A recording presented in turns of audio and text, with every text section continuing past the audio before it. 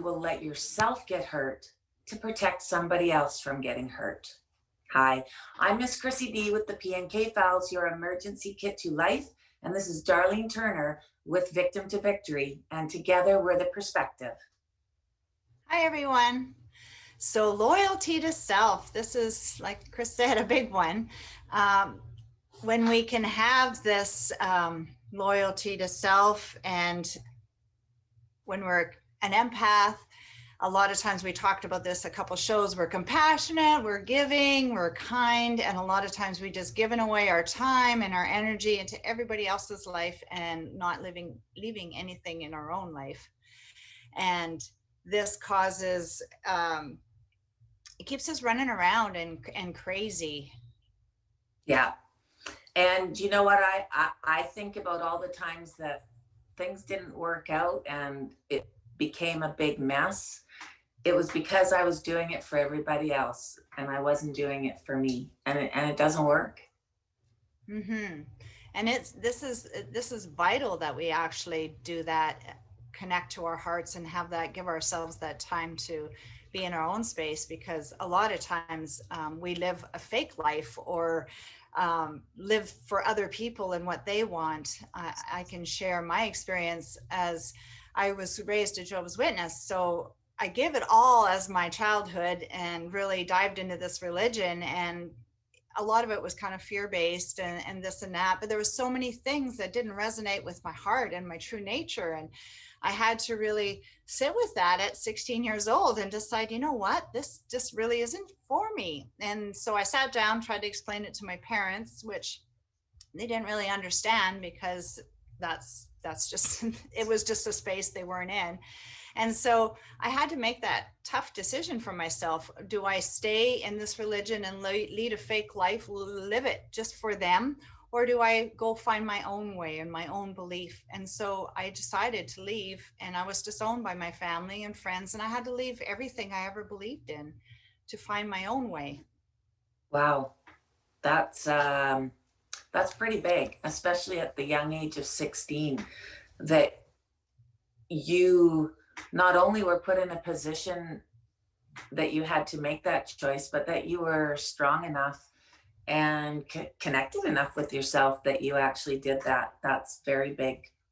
Thanks for sharing that. Yeah. I as well, you know, for those people that don't know my story, go to misschrissyd.com and see my story.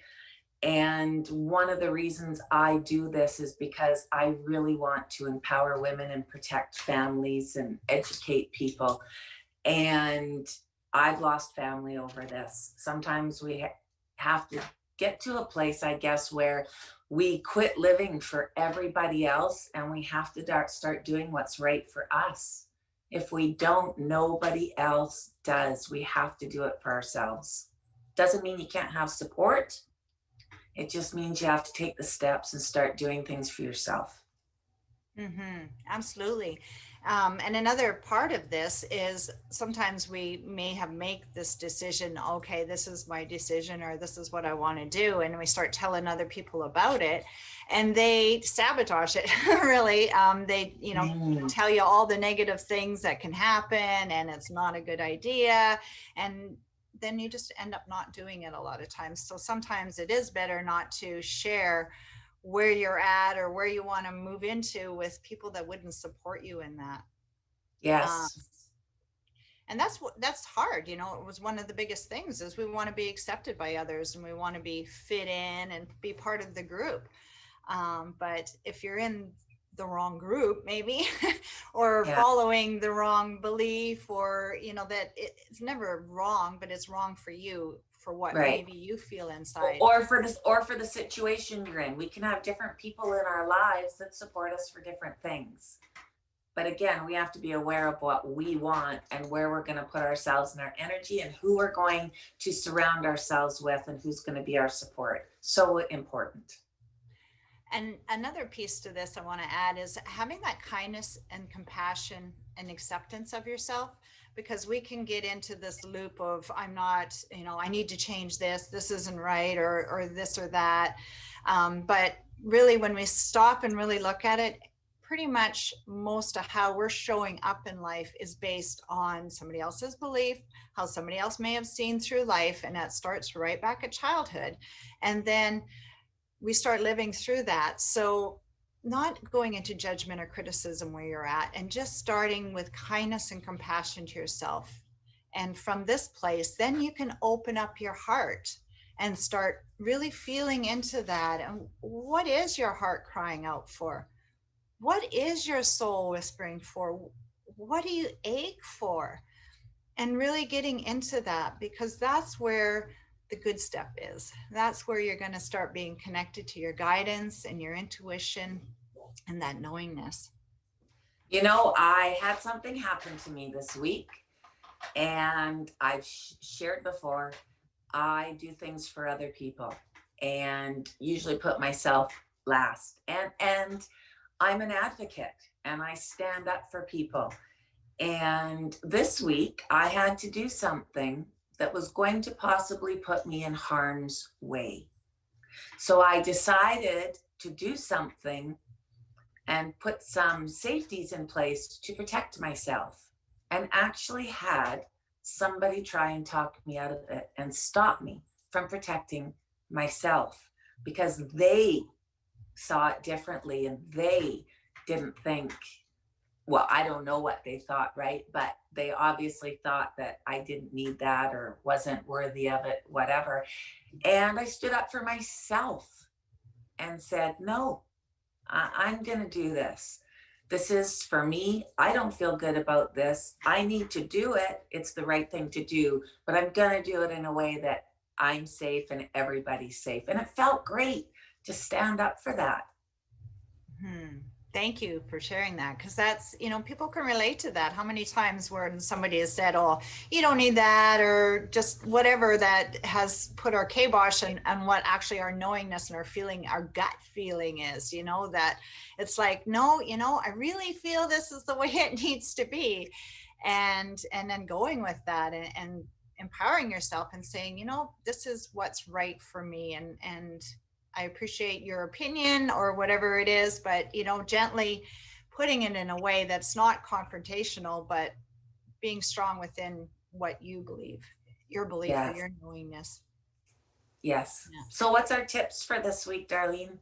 Well, the first tip is I would just love to do an exercise with everybody, just to get everybody in that space, what it feels like to just stop and take a breath and tap into our hearts. Because like I say, it's busy and you're running around like crazy a lot of times. And it's vital. It's absolutely vital that you give yourself, and you deserve it, and you're allowed to connect to yourself. So I'm going to just walk you through a little breath exercise, so that in those quiet moments in your day that you carve out for yourself, that you can practice this. So the first one is it's just closing your eyes and just nicely putting your hands in your heart and giving yourself a breath just to settle in and quiet everything down, let the world melt away. And then this next breath, I just want you to breathe in and then just let go and just feel into that and be exactly in this now moment, letting go of the monkey mind. And I'm going to just be quiet for a second so you can feel what it is that your heart is saying.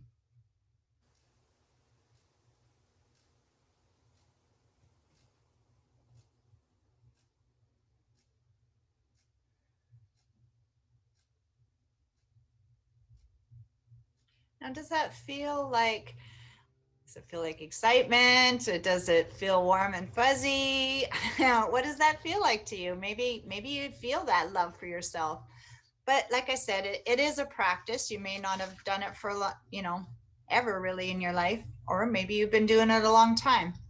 So I'm just recommending that you carve that out for yourself in a day and take that time to listen to what your soul, your heart is whispering to you.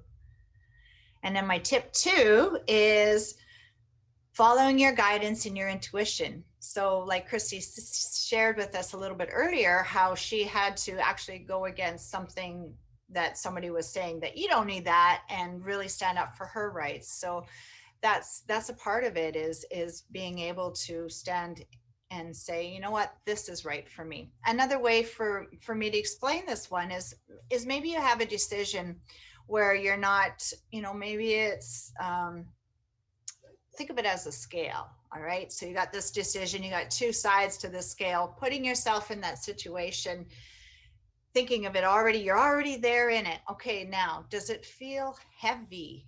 Does it feel like an obligation or something that you have to do? Or on the other side of the scale, does it feel light? Is it something you're excited about or feels good? That's a really good indication that that's more your inner voice speaking to you, because when it feels like it's an obligation and it's heavy and I have to, then that's not coming from your heart, that's coming from your mind or what Yeah. you've been told that you have to do. Trust your intuition, trust your gut. When I used to teach kids safety, I used to say to the parents, we have to start teaching our kids to trust our gut. My generation, we were raised that kids should be seen and not heard. The adults are the boss. You just do what the adults say, no matter who they were, whether it was dangerous, right, wrong, or whatever. So there's a whole entire group of us that grew up not knowing how to tap into our intuition, to trust our gut. It's there for a reason. If it's wrong, it's no big deal at all. So trust it. It's probably right. And start teaching our kids to trust that as well. Take the time to trust it. Absolutely. And that kind of leads into our tip 3, which I shared in my story, is just like, remember, if it, not to go along with everybody and what they believe in, or maybe it's that job or a circumstance or relationship that just doesn't feel right. You're not happy there. Maybe your health is even suffering. And to, like I suggested and we're suggesting, is to go inside, listen to your heart, listen to your intuition, and follow that one step at a time, the next right step for you. Yeah. That's the importance here, our message. Yes. Thank you. Um, I for people that knew me from before, a lot of this would have been really woo-woo. And again, for those of you that don't know my story, go to misschrissyd.com, check out my story, get your Pnk files together, and you'll understand why. Now, when you get thrown into trauma or you go through something really traumatic, abusive, whatever it is you're going through, that's when we need to really learn how to take care of ourselves. It's one of the reasons I have teamed up with my good friend Darlene, because she's really good at this stuff and she reminds me and she teaches me and she's helping me heal the trauma. And I hope it's helping you out there. So if you've gone through something very traumatic, it is so important to learn how to take care of yourself. So, and you can come to our Facebook page, The Perspective, and you can join our group. And not only will you see our past shows, but you will also see other clips that Darlene and I put up there. I'm usually the guinea pig and she's teaching like tapping or different things like that. And I'm happy to do it because I feel so much better. So yeah, come and visit us on the Perspective page on Facebook and join our group. And I want to thank everybody for coming this week. As usual, we will keep it short and sweet. Join us every Sunday at 10 o'clock for the new perspective on trauma, abuse, chronic pain, and the steps to a thriving and healthy life. We'll see you next week. Bye, everyone.